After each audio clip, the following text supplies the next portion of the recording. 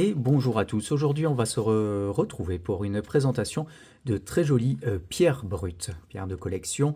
Il y a des choses assez rares.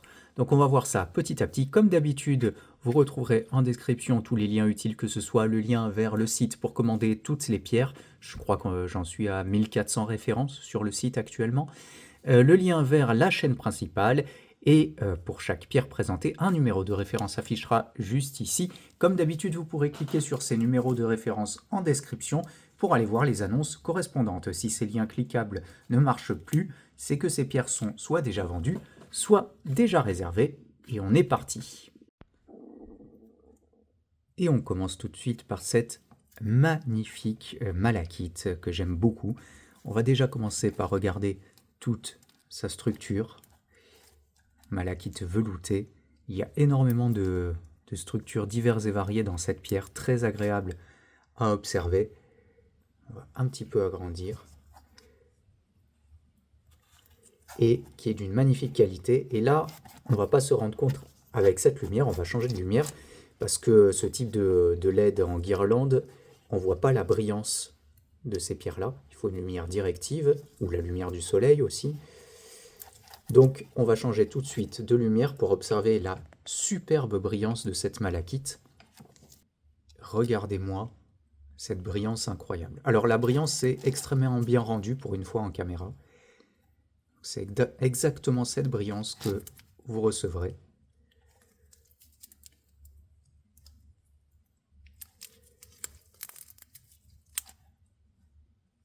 Elle est tellement scintillante, c'est un bonheur à observer.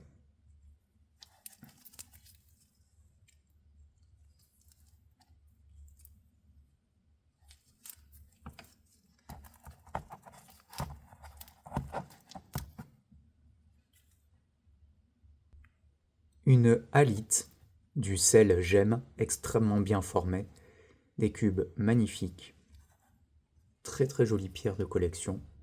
Attention à la halite, hein, c'est du sel gemme, donc surtout la protéger de l'humidité. Ne la mettez pas dans une pièce qui est humide. Très important. Il faut pouvoir bien conserver ce genre de spécimen. En tout cas, celui-ci est vraiment ravissant, je trouve. Un quartz fumé qui vient de Suisse, avec une structure bien sympa en squelette.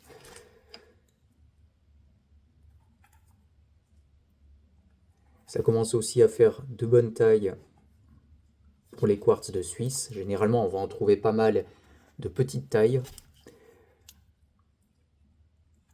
Et là, ça commence à faire une bonne dimension. J'aime beaucoup la structure de tous ces cristaux imbriqués les uns dans les autres qui donnent une brillance particulière à la pierre et vraiment une belle couleur fumée.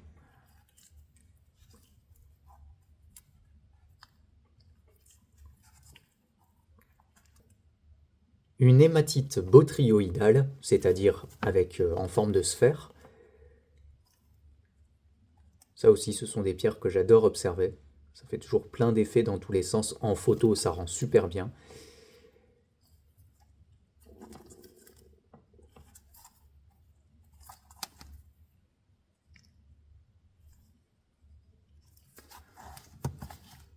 Alors, regardez ça, c'est très photogénique. Hein.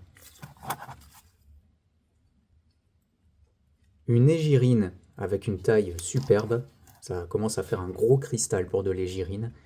Par transparence, on peut voir une légère couleur vert foncé, bon, qu'on ne voit pas ici avec cette lumière. Mais voilà, c'est légèrement vert foncé sur les pointes. Et là, ça fait vraiment une très bonne dimension pour de l'égyrine, accompagné d'un peu de feldspath et de quartz.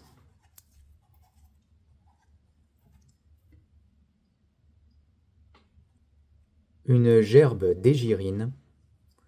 Tous les cristaux noirs ici sont des égyrines posés sur du feldspath, de l'orthose probablement.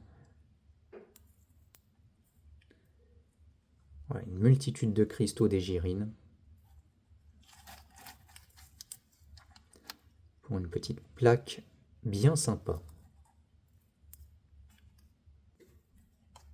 Une prénite. Alors généralement les prénites qui sont vendues dans le commerce viennent du Mali, du Congo, en tout cas d'Afrique.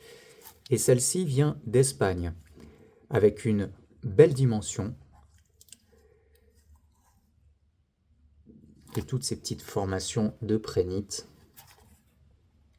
sont bien sympathiques, hormis ce petit poil. Il faudra que je retire, bien entendu.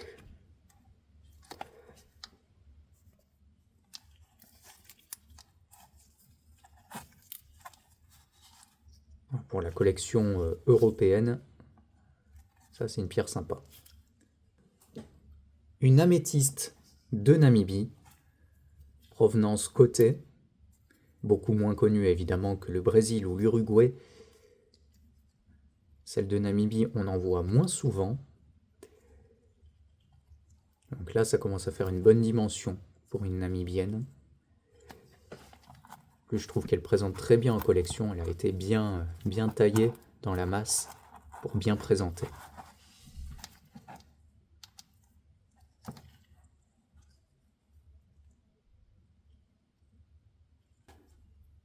Un quartz à pyrite, très caractéristique de son endroit, la Bulgarie.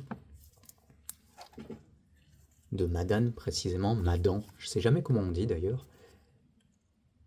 Avec des pyrites bien formés, bien dorés, et un quartz bien limpide.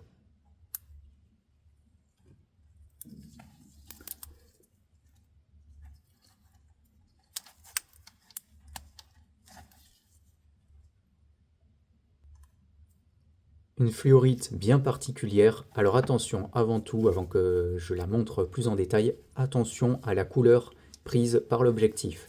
Les fluorites vertes sont difficiles à prendre en caméra. Référez-vous bien aux photographies sur le site pour la bonne couleur. Cette fluorite de Namibie, d'Erongo précisément, est une petite rareté, on n'en voit pas souvent. Et souvent, ce sont des petits morceaux. Vous allez trouver ce genre de petits morceaux dans le commerce. Là, on a une belle plaque avec des cristaux très bien formés et surtout intacts.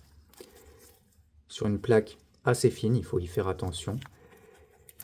Et une couleur magnifique, même si en caméra, ça rend pas bien.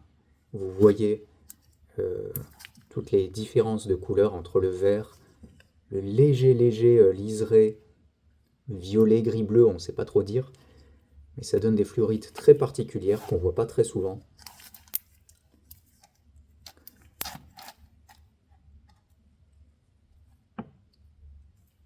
En tout cas, une plaque de bonne dimension pour ce lieu. Une tourmaline noire ou chorle sur du feldspath de Namibie. Un feldspath, on dirait assez encrouté. Ça lui fait une forme un peu étrange. En tout cas, ça vient contraster de manière nette entre la tourmaline bien noire et le feldspath bien blanc. Enfin, crème, disons.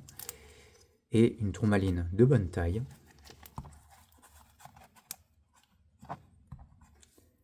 Qui a une certaine esthétique dans une collection, je trouve. Une tourmaline super bien formée. Regardez ses faces presque lisses, noir intense, avec la terminaison, et accompagnée de quartz fumé, bien présent, avec une belle couleur. La tourmaline noire, on peut en voir pas mal dans le commerce, mais c'est sympa de l'avoir en association et aussi bien formée. Là, vraiment, je trouve que là, c'est au niveau des faces, c'est un vrai petit bijou. Ce noir intense que j'apprécie beaucoup sur ce type de tourmaline en particulier.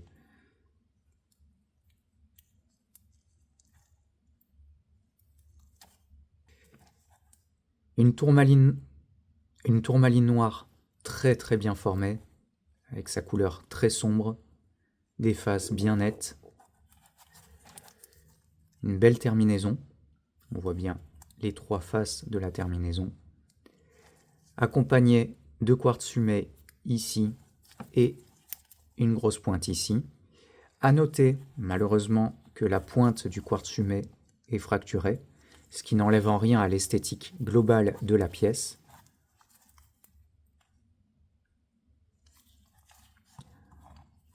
Je trouve que ça fait une belle association et surtout une tourmaline qui est vraiment magnifique. Une tourmaline ou chorle, joliment formée. On voit bien les terminaisons, on voit bien les faces avec cette couleur bien sombre, avec une brillance magnifique, un joli lustre, accompagné de hyalite. Voilà, ici en blanc.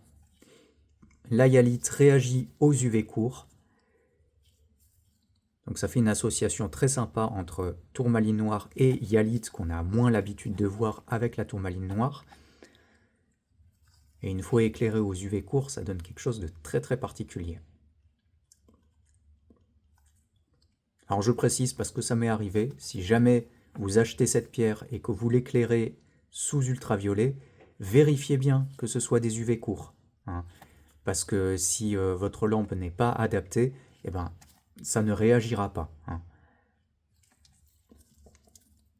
Un très joli ensemble de tourmalines noires, toutes bien formées. On voit quasi toutes les terminaisons, une très belle brillance, un beau lustre sur les faces. Celle-ci particulièrement est nickel. C'est un très bel ensemble de cristaux pour la collection. La tourmaline noire, on en voit beaucoup, mais souvent assez basse qualité. Ça vient généralement du Brésil et elles n'ont pas une qualité exceptionnelle la plupart du temps. Celle-ci vient de Namibie, avec une qualité bien au-dessus. Et voilà pour la présentation de toutes ces pierres. Retrouvez tous les liens en description.